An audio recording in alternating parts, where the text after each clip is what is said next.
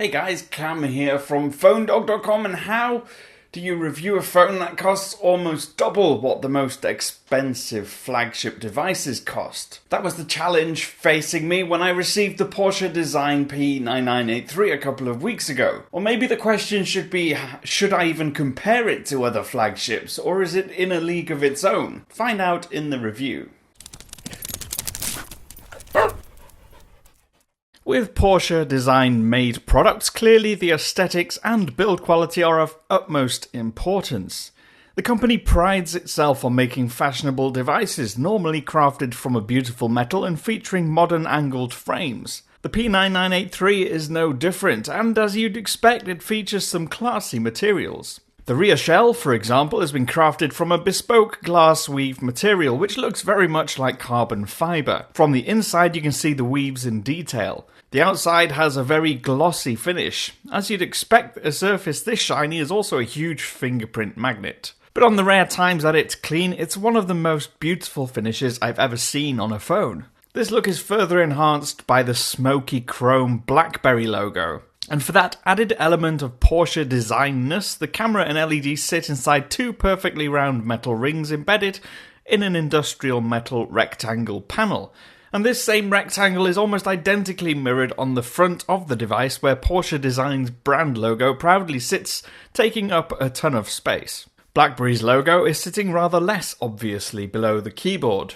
The metal frame around the edges continues Porsche Design's industrial look with its soft anodized finish, chamfered edge, and angular chin. Of course, it has Porsche Design's monogram on both sides, and the device actually is very comfortable to hold in one hand. The 4-row keyboard on the front has been made from what BlackBerry's site refers to as a synthetic glass-like material.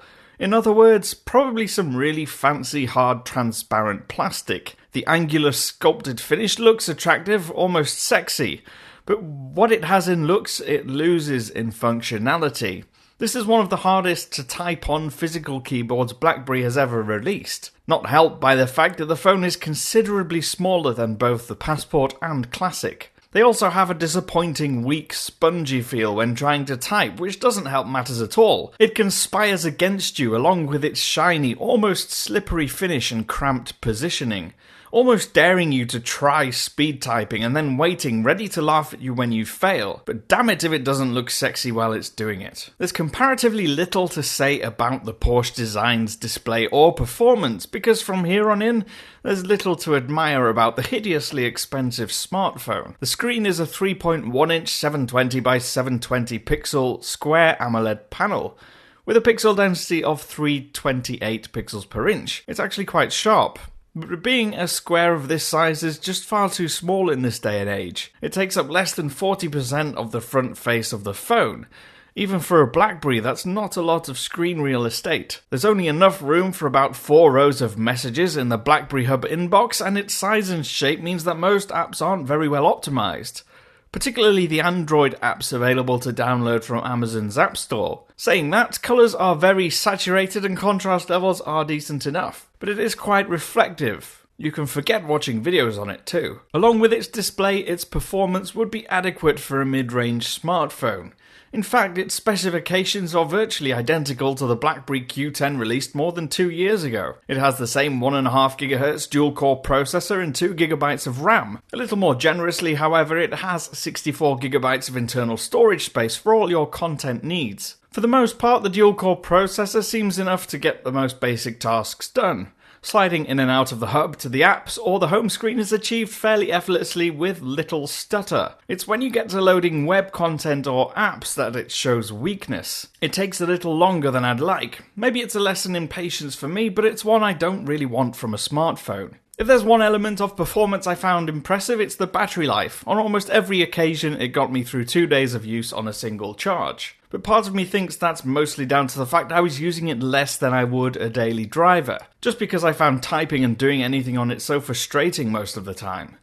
The other element, of course, is that its low-resolution display and low-power processor don't demand much from the 2100 mAh battery. Its camera is another element that's easy to forget. It may be 8 megapixels, but it's hardly the focus of the device.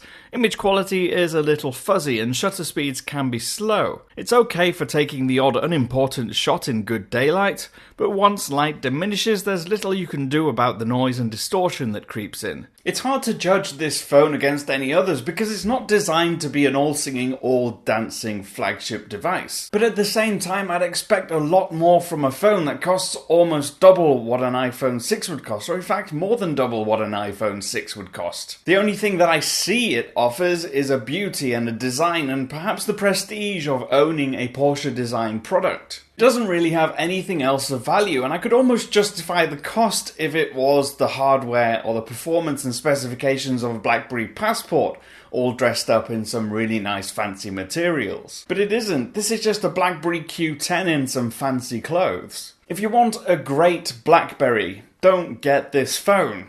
And if you want a nice premium designed phone that looks luxurious, don't get this phone. Just get a gold iPhone 6 instead. I've been Cam. I'm at phonedog_Cam on Twitter. You can get hold of me on there, ask me questions, leave me suggestions, or use the comments section down below. Let me know what you think of this luxury phone.